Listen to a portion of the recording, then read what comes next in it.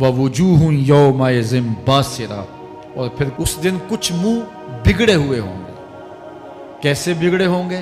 पाँव में दर्द हो तो चेहरे पर बगाड़ होता है, पेट में दर्द हो तो चेहरा अच्छा दिखाई नहीं देता, कान में दर्द हो, आंख में दर्द हो, सर में दर्द हो तो चेहरा बिगड़ जाता है। और इनके चेहरे इतने बिगड़े होंगे, कोई आने वाला खौफ तारी हो तो चेहरे बिगड़ जाते हैं। और इंसान के चेहरे की हवाइयाँ उड़ी होती हैं, अब इनके चेहरों की हवाइयाँ उड़ी होंगी। क्यों? कुरान बताता है तज़ुन्नु अन युफ़अला बिहा फ़ाक़िरा, ये डर रहे होंगे कि हमारे साथ अब जो सलूक होने वाला है वो कमर की हड्डी तोड़ देगा। हमने रब के हुक्मों को तोड़ा, हमने परवाह ही नहीं की। हम समझे दुनिया में आए हैं तो हमारी दुनिया है, आवारा हों, ख्वाहिशात नफ्स के मुताबिक जिंदगी गुजारें, आंखें बेहयाई में लगी रही, सोचें आवारगी में लगी रही, कान नगमे सुनते रहे, जुबान झूठ बकती रही, जुल्मो जबर का बाजार गर्म रखा, इस्मतें इज्जतें पामाल करता रहा, लोगों का माल लूटता रहा, हक गसब करता रहा, कलेजी और दिल चीरता रहा, लोगों को जख्मी करता रहा, लोगों के जज्बात से खेलता रहा। परवाह नहीं की कि ये दुनिया है, इम्तिहान गाह है, चंद दिनों के लिए आए हैं, अल्लाह के हुजूर पेश होना है, अमलों का हिसाब होना है। अब जब वो देखेंगे कि हमारे साथ क्या होने वाला है तो उनके चेहरे पहले बिगड़ जाएंगे। क्यों? वो गुमान करेंगे कि उनकी रीढ़ की हड्डी तोड़ दी जाएगी। ऐसे अजाब आएंगे जिस तरह किसी की रीढ़ की हड्डी टूट जाए तो उसका चेहरा शगुफ्ता गुलाब तो नहीं होता, उसका चेहरा जो है वो तो किस कदर मुरझाया हुआ होता है। तो अल्लाह इरशाद फरमाता है इस तरह इनके चेहरे होंगे। अभी अजाब आया नहीं है लेकिन चेहरे पहले उतरे हुए होंगे, और जब अजाब की भट्टी में डाले जाएंगे, अल्लाह अकबर। और वो सख्त अजाब, हुजूर ने जिब्रील अमीन से पूछा मुझे जहन्नुम के अजाबों का जिक्र सुनाओ। अर्ज़ की हुजूर सबसे हल्के अजाब की कहानी सुनाता हूँ, और वो ये कि जहन्नुमी के पाँव में आग का जूता रखा जाएगा, बाकी पूरा बदन उसका सलामत होगा। ये सबसे हल्के अजाब की कैफियत है। अब पाँव में आग का जूता होगा, हिद्दत, गर्मी, शिद्दत इतनी होगी कि दिमाग पिघल के नाक और कानों के रास्ते से बाहर आ जाएगा। पाँव में रखे हुए जूते की गर्मी दिमाग को ऐसे चढ़ेगी कि वो पिघल जाएगा और नाक और कानों के रास्ते से बाहर आ जाएगा। तो अल्लाह के अजाब के खौफ से चेहरे बिगड़ जाएंगे, हालत सलामत नहीं रहेगी। ये बात ज़हन में रखें कि अल्लाह जिसको जहन्नुम में डालेगा उसको इस सूरत में नहीं डालेगा, ये मुहम्मदी सूरत है। ये शक्ल उसकी छीन ली जाएगी और उसकी शक्ल बड़ी कर दी जाएगी। उसका एक एक दांत ओहद पहाड़ जितना होगा। ओहद पहाड़ का फैलाव 15 किलोमीटर पे है।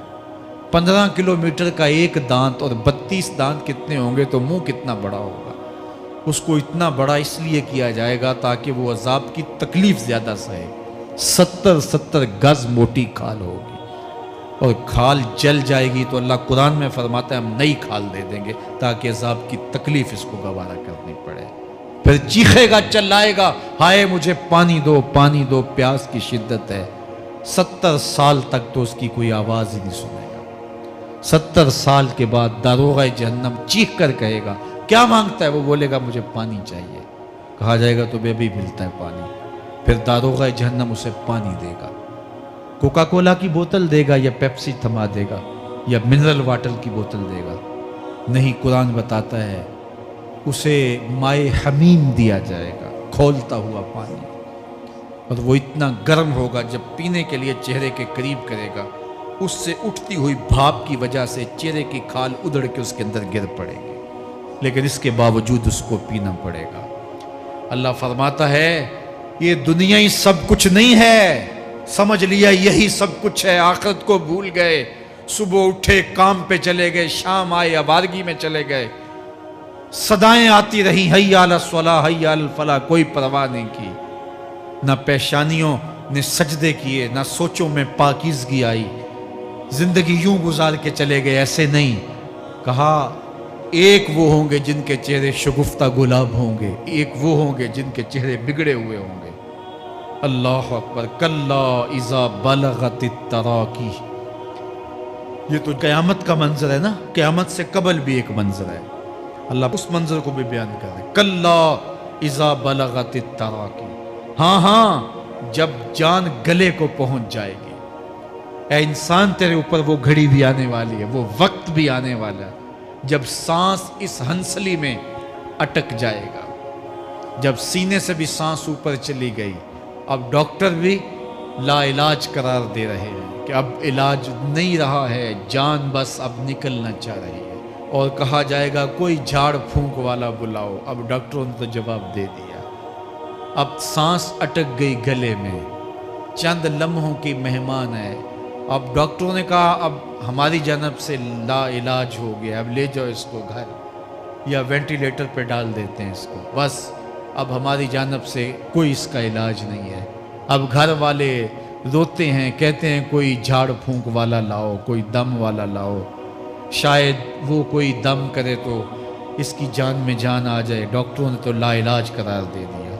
وَظَنَّ عَنَّهُ الْفِرَاقُ، اللہ فرماتا ہے یہ تو جھاڑ پھونک والے کو ڈھونڈ رہے ہیں، لیکن جس کی سانس یہاں اٹکی ہے وہ سمجھ گیا ہے اب موت آ گئی ہے، اس کو یقین ہو گیا ہے کہ اب موت کے لمحے آ گئے ہیں، اب میں بچ نہیں پاؤں گا، اب آنکھیں تاڑے لگی ہوئی ہیں۔